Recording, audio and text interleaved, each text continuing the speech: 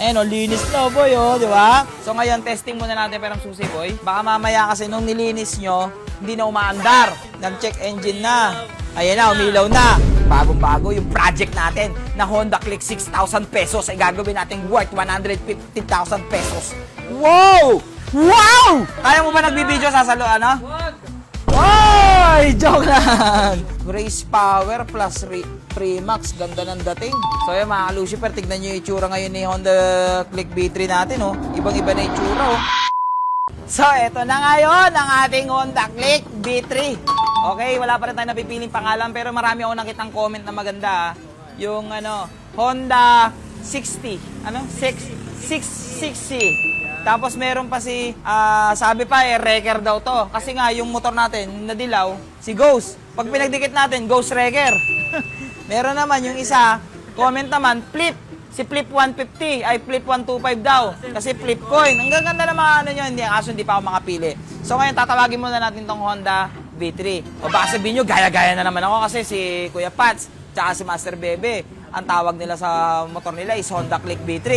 Eh, wala pa naman tayong pangalan, okay? So, ngayon, kung mapapansin nyo, malinis-linis na siya. Dinigreaser na namin. Ayan, linis na, boy, di ba? So, sunod, sunblast natin yan. So, ito, okay na siya. So, ngayon, testing muna natin perang susi, boy. Baka mamaya kasi nung nilinis nyo, hindi na umaandar. Nag-check engine na. Ayan na, umilaw na. Yun, nawala. Okay, goods.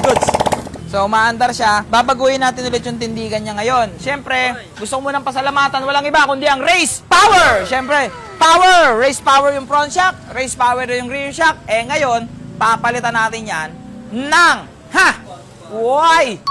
Click Black. Yan! Bagong-bago yung project natin na Honda Click 6,000 pesos ay gagawin natin worth 150,000 pesos. Wow! Wow! Ganda, boy! Marunong ka ba sumalo? Ha? Kaya mo ba nagbibideo sa salo, ano? Oy! Joke lang! Okay? So ngayon, ganda boy. Okay? Ganda boy! Siyempre boy, pag maganda ang mags, dapat maganda ang gulong. Uy, may may ano tayo dito? Dayo May dayo tayo. Siyempre, Premax tayo, pare. O, sa mga gusto ng Premax set, meron yan dito. Libre na installation, may sealant pang kasama. 90-80. Yan.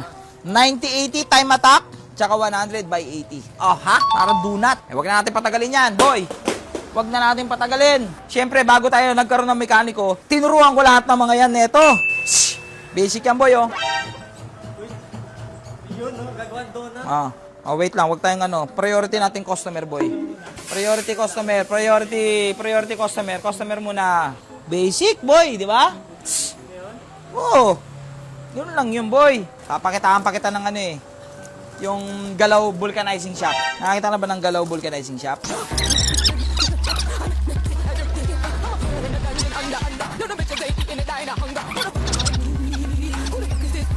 Hindi makalat. Kasi hawak ko. Kaya sa tingin mo yung ganyan. O, di ba? Turuan kita, boy. Pag maagat ng toothbrush, boy. Hindi, technique yan, ganyan, no? Pag inikot mo yan, boy. Diba? Kita mo iikot, swabing-swabe, diba? Kasi, boy, dito na ako lumaki sa pagbubulkanize. Dito ako tinuruan. Dito na nagkabuhok. Tapos, click. Ang click, pag ganon. So, rotation. Titignan mo yung rotation yan. Ayun, rotation. O, diba? Na-tutorial ko pa kayo sa pagbubulkanizing. Tapos, ganyan yan, boy. Ganyan. Tapos, lalagay mo to. Yan. Oo. Tututok mo yan ganyan.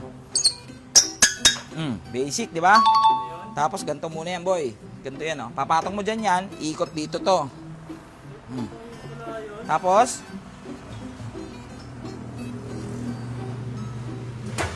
di ba? Basic. Tapos, kunin mo to. Papalo ko sa ulo mo. Ganyan yan, boy, Ganyan. Pag ganyan yan, boy, hawak dito. Pisil onte, kunin mo, hugutin mo. Yan, tapos hawakan mo, alalayan mo lang, hanggang mapagod ka. Tapos, tatanggalin mo yung pito. Siyempre, boy, pag may motor shop ka, dapat alam mo yan lahat. Alisin mo yung ganyan. Tapos, release. Tanggalin mo muna yan lahat. Tapos, ganito. Okay. Kukunin mo ngayon yung, ano yan? Okay. So, ganyan, bombay mo na yan.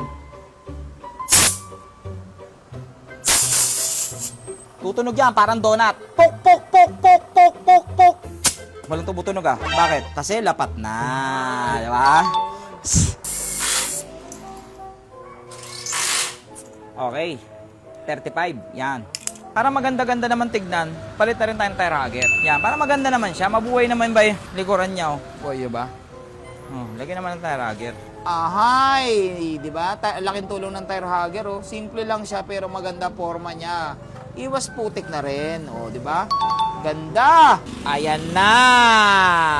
Kinakabit na. Ang ganda talaga ng race power, oh.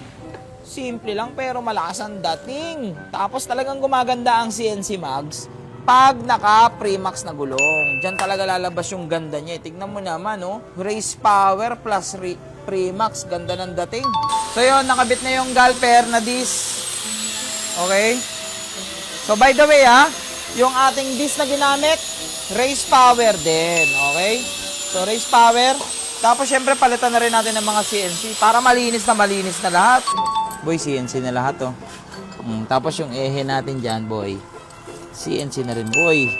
Diba? Para malinis tignan, walang kalawang. Tapos, papalitan na natin ng brake pad dyan. So, ang ipapalit natin ng brake pad dyan, boy. Ito, boy. Maganda kasi ito.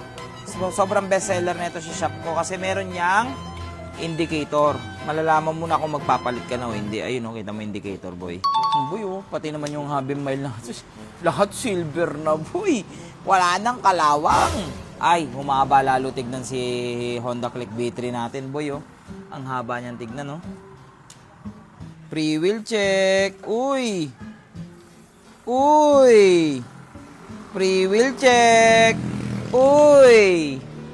Angas mo, boy. Oh. So yun mga ka-Lucifer, tignan nyo yung itsura ngayon ni Honda Click V3 natin, oh. Ibang-iba na itsura, oh. O, para mas makita nyo ng maayos, pagkakabit ng U-Box, monta dyan na yan!